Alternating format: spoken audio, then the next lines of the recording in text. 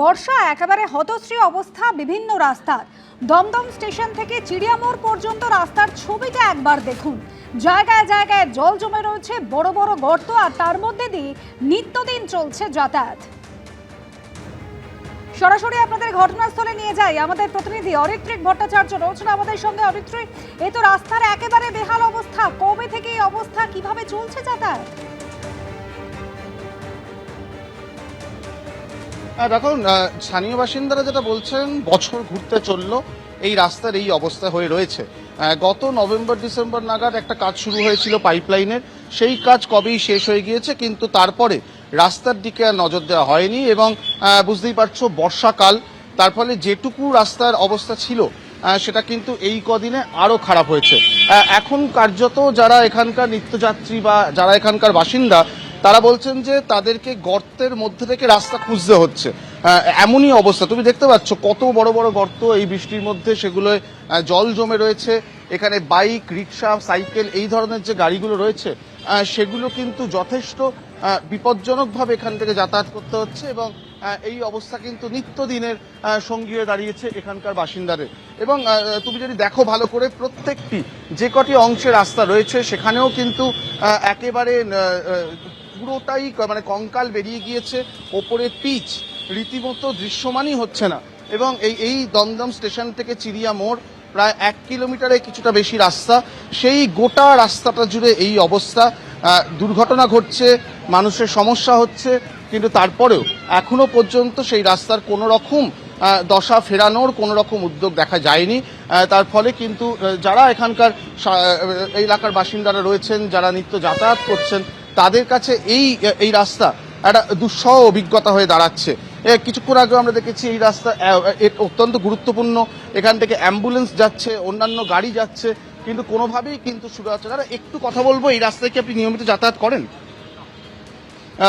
আরো যারা দেখতেই পাচ্ছ এখানে বাসগুলো যেখানে যাচ্ছে, অত্যন্ত কঠিন এখান থেকে গাড়ি চালানো।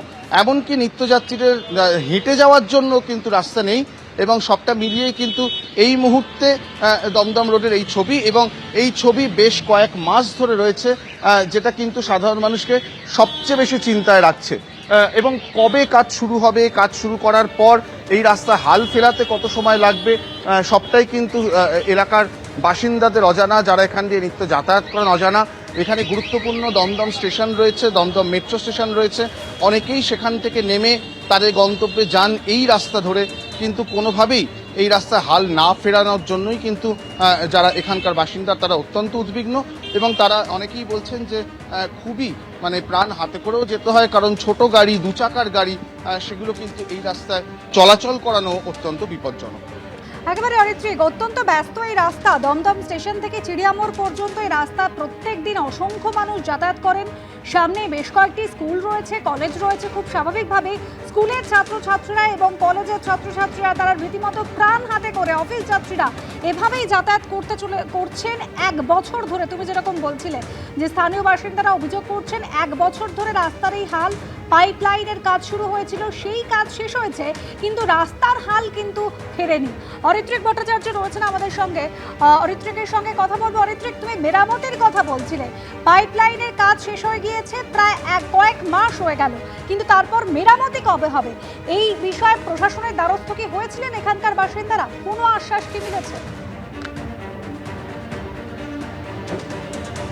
একেবারেই না, তাদের কাছে পুরো বিষয়টাই অজানা যে এই রাস্তার মেরামতি কবে শুরু হবে। এবং এই রাস্তার একটা অংশ আমি কিন্তু তোমাকে দেখাচ্ছি, এই যে জায়গাটা যেটাকে 7 ট্যাঙ্কসের মোড় বলা হয়, সেই জায়গাটা তোমাকে দেখাচ্ছি। তার মানে ভাবার কিন্তু কোনো কারণ নেই যে শুধুমাত্র এই অংশটাই এই রাস্তার খারাপ হয়ে রয়েছে। পুরো রাস্তাটাই কিন্তু এরকম ভাঙা চোরা অবস্থা, যেখান থেকে পথচারীরা পর্যন্ত চলতে পারছেন না, গাড়ি চলার সামান্যটুকু জায়গা নেই, এমনই একটা অবস্থা হয়ে দাঁড়িয়েছে। আর খুব স্বাভাবিকভাবে বুঝতেই পারছো যে বর্ষা পুরো বিষয়টাকে আরো জটিল করে দিয়েছে। বর্ষা আরো জটিল করেছে, কারণ রাস্তার যেটুকু যা অবস্থা পড়েছিল সেটা কিন্তু এই বর্ষার জন্য আরো খারাপ হয়েছে।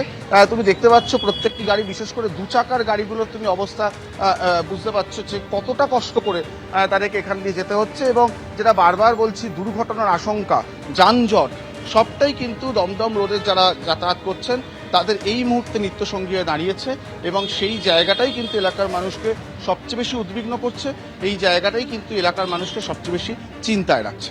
একেবারে চিন্তা তো রয়েছে অরিত্রিক অবশ্যই, কিন্তু রাস্তার হাল ফিরবে কবে সেই প্রশ্নের উত্তর জানা নেই। ধন্যবাদ। এবিপি আনন্দ, এগিয়ে থাকে, এগিয়ে রাখে।